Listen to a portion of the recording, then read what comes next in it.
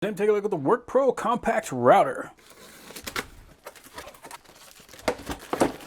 So it has a plastic base on there, which is going to be great because that's going to slide very smoothly across the wood. And it is reinforced with metal. We got our depth setting right there. And we can set that using that little gear.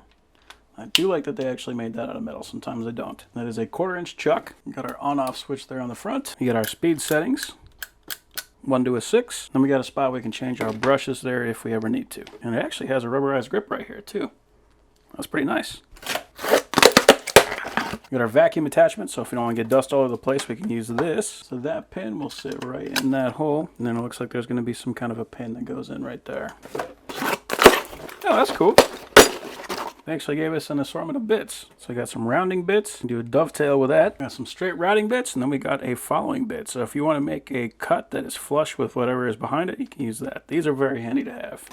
We got our guide, so if you want to make sure that we're going to be going perfectly straight, we can use that. More attachments.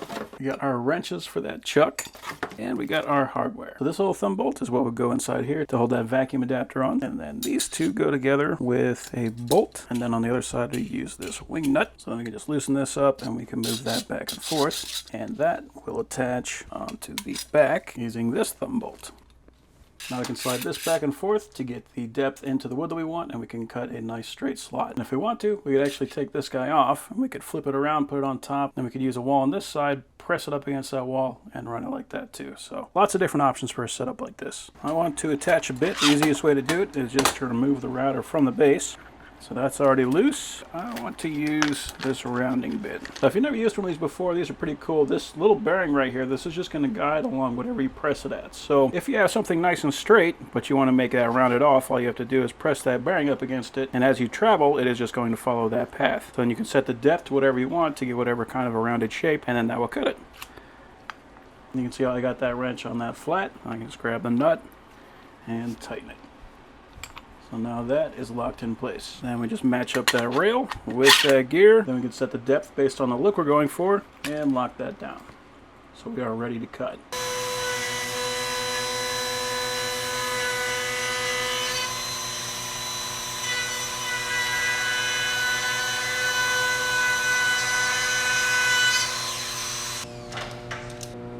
This board was already pretty beat up when I got to it, but I really like that edge.